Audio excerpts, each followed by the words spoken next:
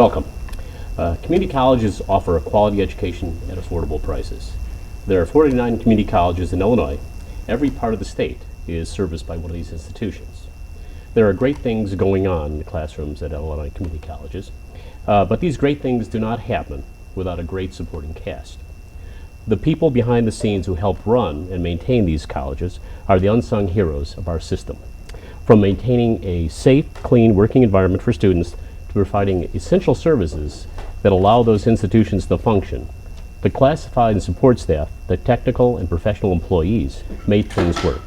Hi, I'm your host today, Randy Barnett. I'm assistant to the president, Perry Buckley, of the Cook County College Teachers Union. And we have some very distinguished guests with us today from the system. I'd like to introduce those. The first is Rose Sikanis, who is the Vice President of Classified and Support Personnel for Moraine College. Thank you for being here today. Thanks, Randy. The next is Kathleen DeCourcy, who is the Oakton Chapter Chair. Kathleen, thank you for taking time. Thank you, Randy. And last but not least is William Stewart, the Chapter Chair of Malcolm X. William, thank you, and thank you all for being here today. Thank you. The first question is to Rose. Tell us a little bit about some of the jobs that classify, and some of the people out there are not always aware of some of these different distinctions for jobs. What are some of the wide range of jobs that these people have at classified support? Well, you kind of summed it up in your introduction. Our people range from the custodians, mailroom clerks, and things like that, maintenance mechanics that make the institution work, up to if you're at a college like Oakton College, where they have a large classified chapter there, many of their directors and coordinators are also part of the union and the classified chapter. I think you've often told me that some of the first people you see in a college are some of the people that you represent. Right. It's our frontline workers, registration clerks, financial aid people, advisors, secretaries in the offices, and things like that. Those kinds of people. Those are the ones who are classified people. William, this is the next ones to you. You're considered a professional, which is a little different than some of the classified and support. Tell us, what's the distinction between a professional at city colleges and a faculty member? Well, basically, Randy, there's different categories in professionals. We have college advisors. We have the security staff. We have the ITG, the information technology group. We have coordinators. We have lab coordinators, clinical coordinators, so it varies. Well, it seems like a whole wide range of educational experiences and everything. And some of these you have to have advanced degrees for too, don't you? You're absolutely right. I think we provide the service for the college versus a faculty, where a faculty will teach, give instructional education to the students in the classroom versus the services to the colleges. Very interesting. And Kathleen, I know as Rose had mentioned already, Oakton has a wide range of different kind of personnel, and you guys represent people who do the maintenance, the people who run the technology system, and all in your own unit. Can you tell us a little bit give us some idea about the wide range of kind of jobs at Oakton? Well, beginning with some of our lowest paid and our custodians would fall into that category, and we have 4 shifts of custodians that work on 2 different campuses, and some of them barely speak English. We have everything up to and including other staff with doctorate degrees, sometimes several master's degrees, working on a doctorate, already have their doctorate degrees, museum curator, an athletics trainer that works individually with rehabbing some of the athletes that end up at Oakton because of injuries that prevented them from accepting scholarships, and everything between. As Rose said, our financial aid counselors, our health services manager that's a nurse, advisors, counselors that are dealing with students that come in with mental health issues. Is your job as kind of representing these folks and such a wide range of different experiences in different classes, is it particularly difficult to be able to keep all these guys together and to represent them? It's difficult. It's challenging. I wouldn't say it's difficult. It is challenging because the needs at one end are so different from the needs at the other end. And but I think part of being part of the union is everybody is really working for the same thing. Everybody wants the college to succeed and to keep their jobs. Even though and they're on different levels and different shifts. yes, they all have the sometimes. same end goal in mind. And Now you and, have 3 shifts at Oakton. we actually have 4 shifts. You have 4 shifts. at We have Oakton. 4 How shifts. how do you have 4 shifts? How does that work? We have a first, a second, a late second that ends at 2 a.m. and then a third shift that starts at 10:30 and ends at 7 a.m. Wow. And then that's on 2 different campuses as well. So. Now, Rose, do you also at Moraine? Is there 3 shifts or is it Yeah, we have 3 shifts as well at Moraine Valley. 3 shifts? Okay, so that and the same question, I guess, to you: is it sometimes difficult to represent people of varying backgrounds and degrees and professions in one little unit? Well, at Moraine Valley, we're mostly a support staff unit. Okay. So it's more of the custodians, secretaries, registration clerks, positions that require less than a bachelor's degree, either high school education or associate's degree. That's mostly the people that are in the support staff unit at Moraine. And William, I guess the same question for you is do you guys have 3 shifts also at Malcolm X? Well, basically, we only have 1 shift. Okay, The only so it's the second shift we have is for security. So basically, everyone covers from the 9 to 5 or 9 to 6.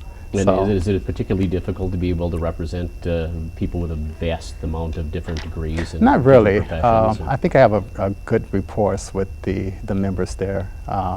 We all get along very well, and if there's any problems or challenges, we always have this dialogue between ourselves.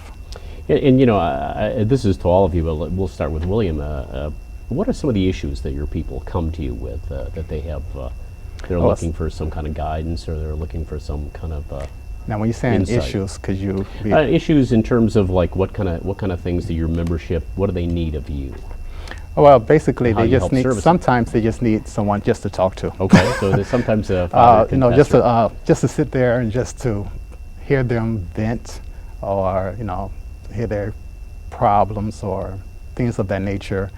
Sometimes we have some challenges that take it to a different To a level. different level, huh? Yes. So you have to deal with it accordingly. Okay, so and you're well prepared for that, Well, I try very hard. and you do a good job too. Thank you. Kathleen, the same question really to you. What's some of the issues, and you don't have to get into specifics of what some of the issues are, but what are some of the issues facing your membership?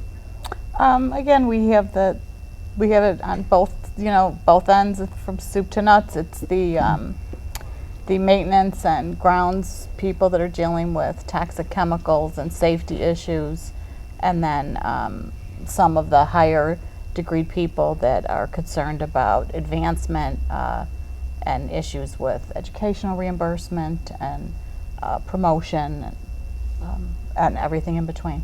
And you're right, sometimes it is just a matter of having somebody listen to them. And Just like a father confessor coming, well, mother confessor. Thank you. Coming back and talking to you a little bit about some of the issues. They come back and talk to you about their personal issues and things Very like much. that, and all of that. And I know you're up for your unit is negotiating a contract. And is it difficult with such a wide range of folks trying to figure out what that selling point is for each one That of them? is difficult, yeah. And you do have How to do you make how do you sure. seek to try to correct that? How do you try to find out what's on their mind? We do survey. Okay. And we do have quite a bit of conversations in the halls. People feel very free to come to me or to email me, to call me in a less formal approach than a survey would be. And you've But- done an exceptional job of meeting with each one of your shifts, I Yes, think, over a we period of do. time. In fact, We do. I think I was out there a couple of months ago where you were able to, was it Skype or did you show Not- television? It's Was- not Skype, was but that yeah, Skype? that would be a Something little bit more a little more technical than we're you- able to but do, you were but we able do to- video conference. Yeah, you're doing video From campus to conferences with a campus. number of different, you have different campuses, and you were doing that. So that's another way you guys are communicating. Yeah. And Rose, what's some of the things that you need to do to try to keep in touch with the people and find out what's on their mind? Well, we meet with our members regularly. We meet in our union office at least once a week, and members are able to schedule appointments to come and meet with us very confidentially to talk with us. And as William said, a lot of times it's just they would just want to come in and vent to somebody, and when they get done with their problem, you say, well, what do you want the union to do for you? Well, nothing. I just wanted to Just come wanna and tell talk to you. somebody about I it. just wanted to tell you what's going on in our department. I just wanted to tell you whatever the problem is. And actually you use those kinds of meetings to kind of figure out what you need to fix in your contract or whatever for the next time when you go into negotiations. You kind of keep all those problems in your mind so that when you are getting ready to go into negotiations, you think back and say, well, our members are having problems with this, or they're having problems with the language the way it's written in our contract this way. So you kind of use those. As a Meetings, sounding right. board to try to figure out what's going on with everybody there. Right. And I know this question is to you, William. You're a leader of the union at Malcolm X, and you have some special challenges. Having, in the suburbs they have faculty in one unit and they have classified and support folks in another, but you have everybody in one. Yes. Which I imagine is a little bit more challenging at times because very some of the much- issues are so very different. It's very much so. Well, It's, what do you do? What do you do in that kind of case? How do you Well- do you separate those things? Basically just have an open door policy. When you're dealing with faculty, when you're dealing with the professionals, part-time professionals, and security, it's a job by itself. Yeah. So therefore, I try to be very transparent and try to reach out to the members. Sometimes or occasionally, I may walk around the building just to see how's everything is going, and if there's any problems or issues or concerns, I will try to address it there versus just sitting in my office and doing my own work. So I try to interact with the members just to let them know that they are being represented very well. Now, all of you, even though you're not actually in the classroom, there's a lot of times your members deal with students. And I know we've talked a little bit about some of the issues, but Catherine, I thought you had a especially interesting case of one of your members who has had some particular work with students that you were talking about. Who was that person? Was that the technologist? Yeah, the I think it was a assistive technology technologist? person. Yeah, it was a particularly interesting story. Yeah, it was interesting. I just actually met her quite recently and learned all of what she does. She has quite a bit of technology in her area for dealing with students that come in. They have to be college abled to qualify for special services. She deals with legally blind, visually impaired students with emotional issues, psychological issues. Her caseload alone, she has 7 students that are schizophrenic that she works with. I don't know how many bipolar, but between Laura and one other full-time woman, they have 930 students that are physically and or emotionally and psychologically impaired. And the services they provide for them in that department, they have a Braille embosser that they can take if a student prefers not to have the technology that will read a book to them. They can emboss a book for them into Braille. They have computers that will read back to them, that take notes for them. The Echo Pen, I don't know if you're familiar with that. I don't know, what is an Echo Pen? You have to write on a certain tablet, and when you begin to write, you turn it on. So not only does it record your lecture, but it also is recording your notes. When you're done after class, you can plug it in, and it transcribes every stroke, every word you wrote. So she just was a phenomenal resource.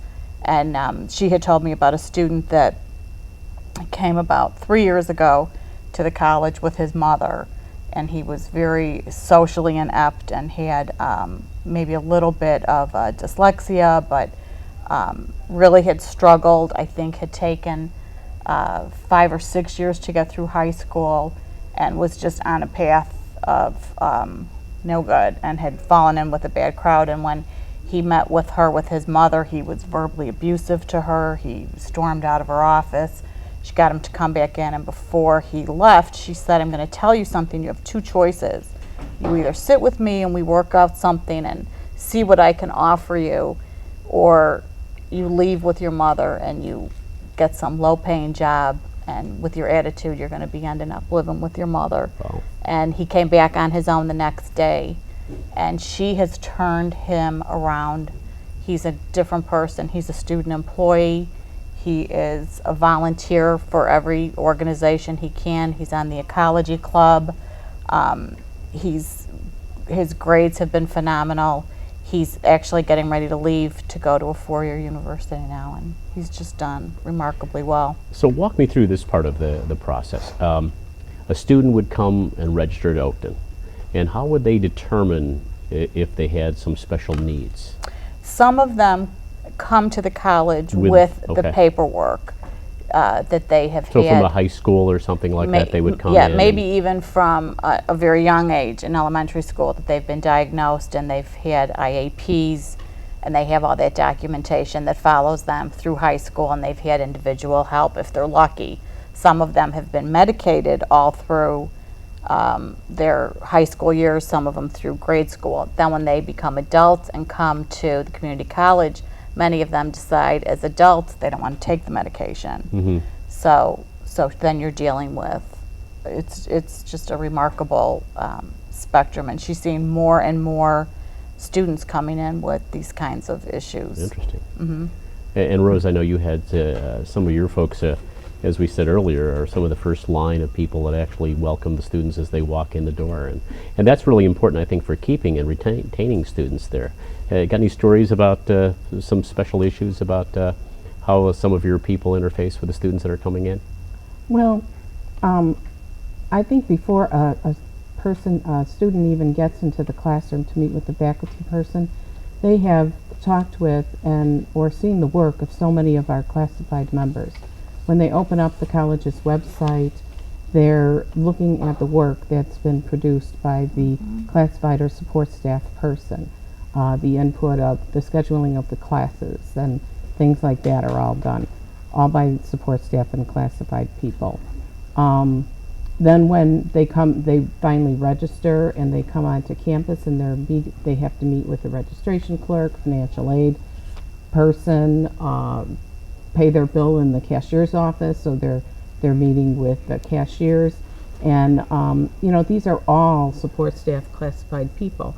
When they go to orientation, they're meeting with someone who's conducting the orientation, and this is a classified person who's conducting the orientation and helping them figure out what they want to do when they graduate, what kind of degree or certificate they want to pursue.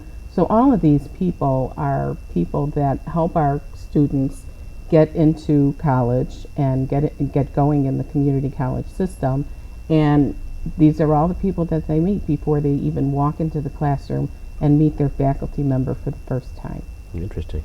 And William, do you have some additional stories? I'd like to piggyback on what they just right. mentioned. I think the first gesture that they meet at the college is our college advisors. Okay. The college advisors will sit down with the students and see which prerequisites Sure. is needed, and then they will walk them through it. They will be more of the coach, Okay. and to try to lead them in the right direction and guide them, and let them see if they available, if there's there. So they come in sometimes. Do they have to do, all the students that come in have to do some testing in English? Well, they have to go into the testing, All right. our testing section, to see what level they are at. And that'll give them then some idea about where. Yes, and then they would go back to the not financial aid, be back to the college advisor, All right. and then the college advisor will actually advise them which classes is recommended for them to go through. And then they try to, the folks that need to have additional help in math and reading and such, Yes. they assign Yes, courses that will help them with to that. bring them up to that level. Right, and then they basically also ask them where they want to go, what their intentions Yes. are. Do they want to go on to a four-year institution? Do they want Yes. to get better? Why are they there? That kind of thing. Right. And that's very helpful too. Well, let me change the subject a little bit to something that is really a concern to all of you and all of the people of Illinois. The Illinois General Assembly now is talking a little bit about pension reform. And some of the fears, I think, that have been talking about changing what has been mandated as a constitutional issue, not being able to make those changes. And I know that all of your jobs are being affected by the fact that, I think that people are worried. Some of the folks who are getting closer to retirement, in fact, everybody who is affected by retirement, they're a little worried about what its pension is going to look like for them. And so, does anybody want to tackle the pension question? Well, I think for the support staff and classified member, I think what they're worried about is will they be able to afford to retire? All right. Because, of course, your pension is based on the amount of money that you make. So if they're going to start to cut the pensions, then that's going to make it even more difficult for those people to be able to retire. As it is, many of them have probably worked in the private sector as well and contributed to Social Security, but years ago there was the Social Security windfall elimination was put into effect, and so even if you worked in the Social Security system, if you go to collect your pension and you want to collect what is due you from Social Security, that's going to be cut based on the state pension that you're going to collect. So that makes it even less affordable for people to retire. We have many of our support staff members at Moraine Valley who work till way into 70 years old. I mean, at one point we had an 82-year-old custodian, because people just can't afford to retire. And if they're going to start cutting the pensions now, they're already cutting their Social Security that they're entitled to because they've worked under the Social Security system for many years, and now they're going to start cutting their pensions. How are these people going to be able to retire? So that's a big question, I think, that our members are very concerned about. Yes. Right. I totally agree, because when individuals are working so long or so hard, they're looking forward to retirement, and now they are being told your pensions is going to be cut. So now you have to work longer. It puts a little unease feeling of why. I understand the economic downfall with the funding, but when people put the money into the pension, you should be entitled to what is due to you. In fact, isn't it the case that every week of your life as you worked for the community colleges of Illinois, you've had to put in 8.5% or whatever number that is every week. Nobody ever asked you to if you could hold it off a week, but the real person who hasn't put the money in is the state of Illinois, and then they came back and basically said, now we have a pension crisis and a system. So it's one of those things where I think that it's now all of a sudden it's fallen back on your shoulders, which is a very difficult thing to do. But let's talk a little bit about, as we're getting close to the end of the show now, a little bit about how does it benefit your members by being a member of a union? Rose? Well, people who are members of the union do have better pay and better benefits. Those are all negotiated in the contract. And they also have, the negotiated contract basically sets out work rules. These are the rules to work in this institution. This is how you petition for vacation. This is how you petition for sick time. This is, these are the benefits that are afforded you. Mm-hmm. And all of those are outlined. And so members who are under a negotiated contract, they have the rules right there. They are not employees at will. People who are in not bargaining unit employees are essentially employees at will, which means that you can be terminated for no reason at all. Being as a member of a union, most of our contracts have a grievance process, and they also have a progressive discipline process in place in the contract. And so at least the employer has to show just cause for terminating you for some reason. So, and I think studies have shown that people who belong to unions basically make more money and have better benefits than those who do not. So it's a job security Yes, issue too. and a union gives people a voice in their workplace. So people are able to voice their opinion on how it's run. Kathleen? Agree with that. I think that would be my number one point, is that for some of these people, especially the lowest on the rung and the least educated and the most vulnerable, that there is someone that can say what they can't say for fear of,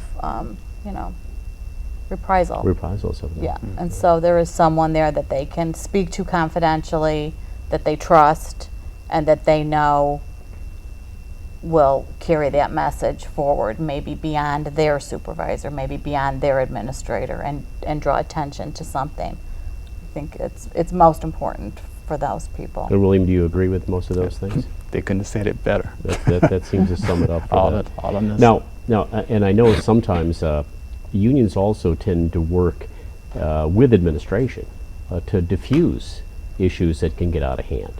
And often there's an an employee who will have a problem, and sometimes union members will go to the administration and try to resolve these things. Have you guys had any particular issues? I know, Kathleen, you've had some issues with that not that long ago. We but do. Tell us a little bit how that kind of disengagement system works. Well, I think most of the people that tend to do that are people that maybe don't attend meetings regularly and don't get the same message or hear other people speak of the same experience. And so we try to remind them of the likelihood that by going to HR first, they're possibly waiving rights that they have as a union member to have representation. And there are times we do send people to HR. It's not an issue for the union, and it's something that we'll direct them to speak about. But we do try to make sure that if there's an issue we can resolve among ourselves, we're much better off than bringing that forward to the administration. And when they go alone, they're likely to be disciplined, which then leads to more grievance. So your possibly. relationship, basically all of your relationships with your administration, helps a lot of your members because of the fact that you can diffuse a lot of these situations before they get to the crisis era or they even get to the grievance era.